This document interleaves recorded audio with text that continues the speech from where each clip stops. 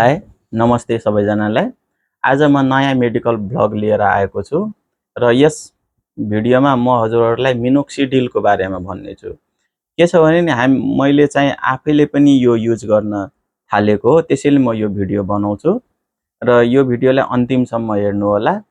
र यो भिडियोलाई कन्टिन्यू गर्ने क्रममा अब सुरुमा हामी जाउँ मिनोक्सिडिल।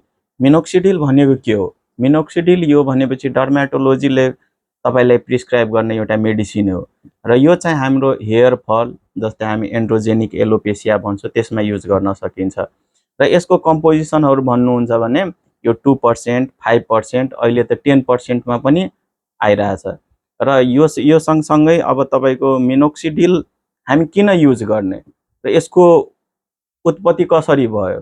खासमा यो मिनोक्सिडिल सुरुमा चाहिँ हाइपरटेन्सन भनेपछि ब्लड प्रेसरमा युज गरिन्थ्यो र यसको साइड इफेक्टमा तपाईको हेयर ग्रोथ भयो र हेयर ग्रोथ भएको कारणले गर्दा त्यसपछि यसलाई मिनोक्सिडिललाई हामी हेयर फलमा युज गर्न थाल्यो।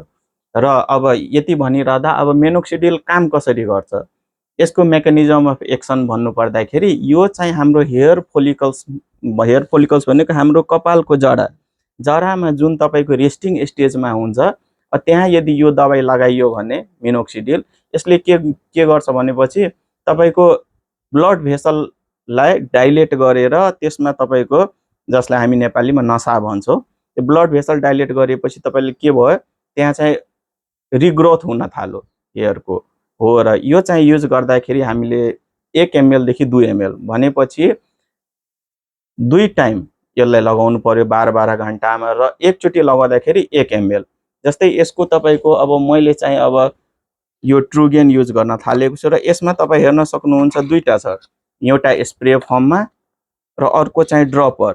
जस्तै यो ड्रपरबाट 1 ml जस्तै यहाँ छ 1 ml, 1.5 ml, 2 ml हो। तपाईले 1 ml लिनु पर्यो र यहाँ हेयरमा तपाईको रुटमा लाउनु पर्यो, जहाँ जस्तै अब तपाईको मेरो पनि अलिकति यहाँ तपाईको कपाल कम छ हो, त्यहाँ चाहिँ यो लाएर या त तपाईले औँलाले पनि यसलाई लाउन सक्नुहुन्छ या त तपाई यो स्प्रे गर्न सक्नुहुन्छ। र यो एकचोटी गरिसकेपछि तपाईले 12 घण्टासम्म युज गर्नु भएन र 24 आवरमा 2 ml म्याक्सिमम 2 ml मात्र युज गर्नु पर्यो। अब यहाँ हेर्न सक्नुहुन्छ कसरी लाउने यो मिनोक्सिडिल भनेर। यो स्प्रे हो र जहाँ कपाल झरेको छ त्यसको रुटमा पुग्नु पर्यो र यदि यो तपाईको यसरी लाउँदा यदि आँखामा पर्यो भने तुरुन्तै पानीले ट्याप वाटरले सफा गर्नु होला।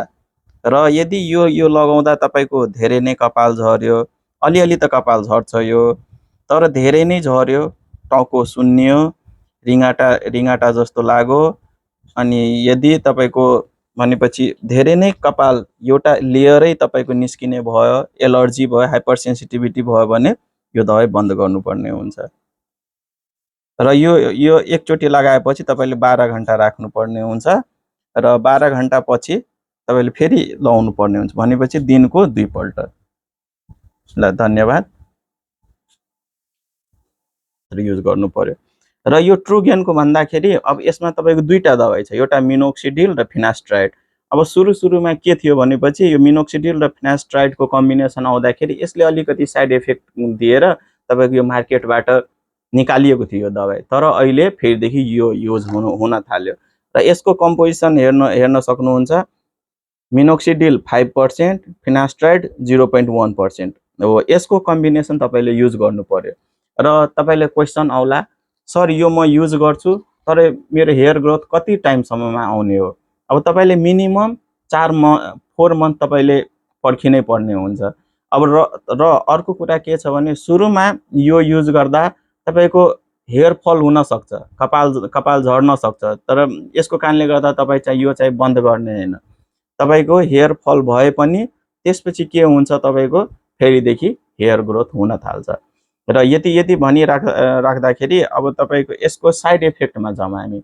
साइड इफेक्ट के हुन सक्छ? अब यसको साइड इफेक्टमा मेनली चाहिँ यो भेजोडाइलेटर भएको कारणले गर्दा हाइपोटेन्सन भनेपछि प्रेसर घट्ने।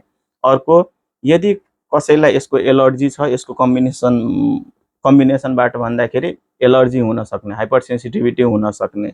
अनि त्यसपछि त अरु रिसर्चहरु हेर्दाखेरि यसमा तपाईको मुटुको समस्या जस्तै पेरिकार्डियल इफ्युजन भन्छ यो पनि गराउन सक्छ, तपाईको एन्जाइना गराउन सक्छ।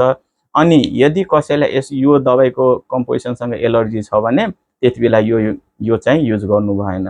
अनि यति भनिराख्दा अब प्रेग्नेन्सीमा जाउँ। प्रेग्नेन्सी र ल्याक्टेसन यसलाई युज गर्ने कि नगर्ने। अब प्रेग्नेन्सीमा यसलाई हामी क्याटेगोरी सी मा राखिएको छ। क्याटेगोरी सी भन्दाखेरि तपाईको इफ बेनिफिट्स आउटवे भनेपछि यदि बेनिफिट राम्रो छ भने युज गर्ने, नत्र नगर्ने। अनि अर्को ल्याक्टेसनमा चाहिँ यसलाई एभोइड गर्न नै भन्या हुन्छ र यसको साइड इफेक्ट र वार्निङ चाहिँ भयो।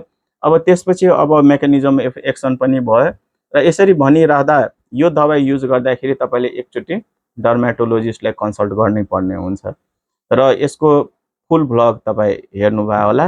र यदि अझै पनि नयाँ कुनै मेडिकल दबाईको सम्बन्धी कुनै नयाँ तपाईले टपिक छ भने कमेन्ट गर्नु होला।